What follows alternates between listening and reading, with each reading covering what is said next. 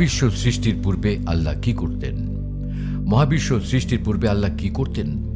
বুদ্ধিবৃত্তিক চিন্তা ভাবনা ও কৌতূহলগত স্পৃহার বশবর্তী হয়ে প্রকাশ্যে কিংবা মনে মনে নাস্তিক কিংবা আস্তিক এই প্রশ্নটির সম্মুখীন হয়নি এমন মানুষের সংখ্যা নেহায়েত কম নয়। এখানে সৃষ্টির পূর্ব বলতে এক সুদীর্ঘ অতীত কালকে বোঝানো হয়েছে, যার মর্মার্থ হল এই সুন্দর অতীতে এই মহাবিশ্বের স্রষ্টা আল্লাহ তাআলা যখন এই মহাবিশ্ব বা কিছুই সৃষ্টি করেননি তখন তিনি কি করতেন। ভালো করে ভাবলে বোঝা যায় সাধারণ দৃষ্টিতে বিষয়টি খুবই জটিল এবং দুর্বোধ্য।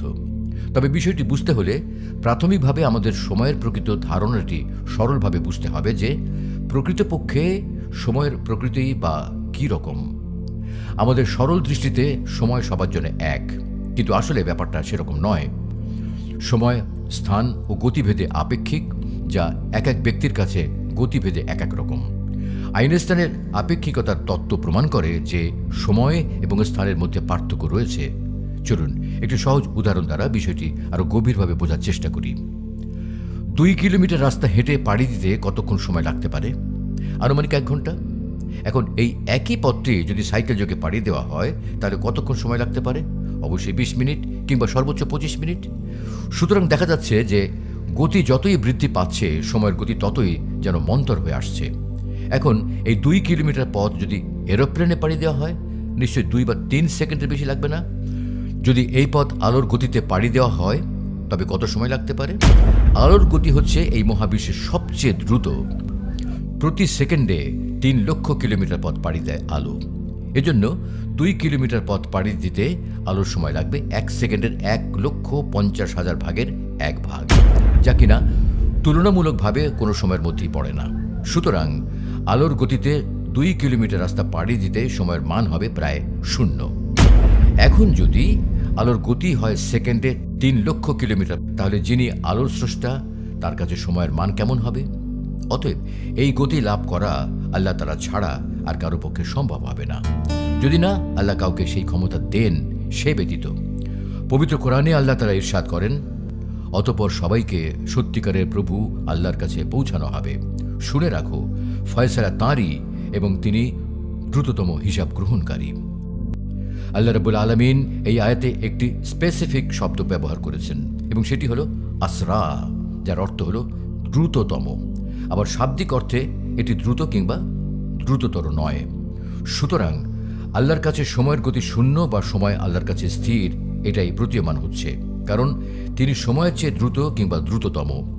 সময় আল্লাহরই সৃষ্টি, তাই সময় আল্লাহর কাছ থেকে চলে যেতে পারছে না। যেহেতু সময় আল্লাহরই সৃষ্টি এবং সময় আল্লাহর কাছে স্থির, সুতরাং আল্লাহর জন্য তখন, এখন কিংবা পরে বলে কোনো কথা নেই, বা সময়ের এসব ভ্যালু আল্লাহর জন্য প্রযোজ্য নয়।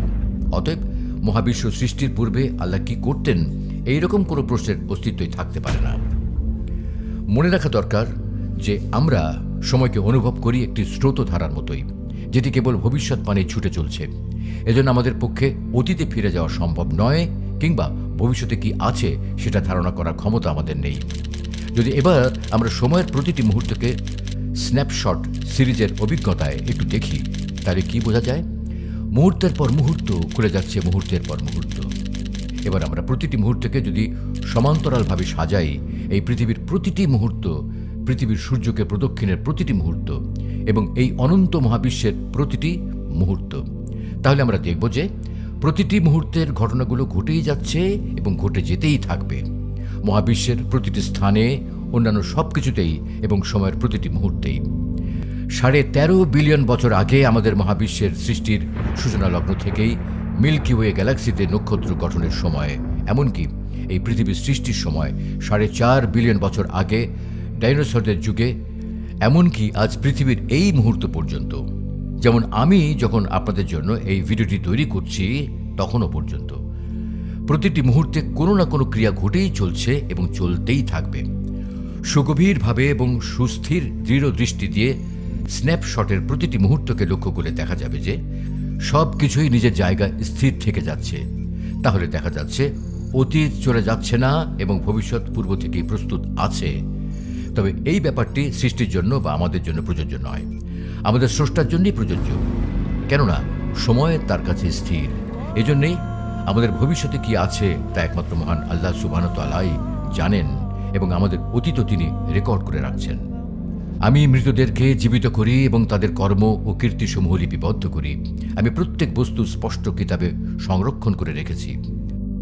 তাহলে খুবই যুক্তিযুক্ত প্রশ্ন হিসেবে সাব্যস্ত করে বলা যেতে পারে যে যদি আল্লাহর কাছে সময় স্থির হয়েই থাকে, তবে কেন তিনি পবিত্র কোরআনের বিভিন্ন স্থানে অতীতের বিভিন্ন সময়ের কথা উল্লেখ করেছেন এবং ভবিষ্যতের বিভিন্ন ইঙ্গিত প্রদান করেছেন?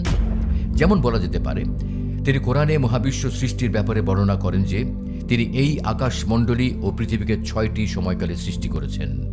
কোরআনের বিভিন্ন স্থানের সময় সংক্রান্ত এরকম আরও আয়াত নাজিল করেছেন, যেখানে সময়ের মধ্যে অতীত, বর্তমান ও ভবিষ্যৎ নামের সময়ের এই ভ্যালুগুলোকে উপস্থাপন করেছেন। হ্যাঁ, সময়ের এই ভ্যালুগুলোকে আমাদের জন্য স্পেসিফিকভাবে উল্লেখ করা হয়েছে, কারণ আমাদের জন্য অতীত, বর্তমান এবং ভবিষ্যৎ বলে সময়ের কিছু পরিমাপ আছে, যা দিয়ে আমরা সময়ের ভ্যালুকে বুঝতে পারি। যেমন বলা যায়, সূরা ফুসসিলাতের 9 নম্বর আয়াতে আল্লাহ তাআলা ইরশাদ করেন যে তিনি পৃথিবীকে সৃষ্টি করেছেন 2 সময়কালে। আবার অন্যত্র বলেছেন তিনি এই আকাশমণ্ডলী ও পৃথিবীকে সৃষ্টি করেছেন 6 সময়কালে। তাহলে 2 দিয়ে 6কে ভাগ করলে ফলাফল কি হয়? 3। সুতরাং এই ভাগফল থেকে স্পষ্ট প্রতীয়মান হয় এই মহাবিশ্ব পৃথিবীর চেয়ে বয়সে 3 গুণ পুরনো। মহাকাশ বিজ্ঞান আমাদের জানাচ্ছে বিগ ব্যাং এর মাধ্যমে এই মহাবিশ্বের সূচনা হয়েছে 13.5 বিলিয়ন বছর পূর্বে এবং এই পৃথিবীর সৃষ্টি হয়েছে 4.5 বিলিয়ন বছর পূর্বে। 13.5কে 4.5 দিয়ে ভাগ করলে ফলাফল হয় 3। অতএব আল্লাহ তাআলার কথাকেই আজ বিজ্ঞান নিজের অজান্তে সত্য বলে প্রমাণ করছে যে এই পৃথিবী 2 সময়কালে এবং এই মহাবিশ্ব 6 সময়কালের সৃষ্টি, বা মহাবিশ্বের তুলনায় আমাদের এই পৃথিবীর বয়স 3 গুণ ছোট।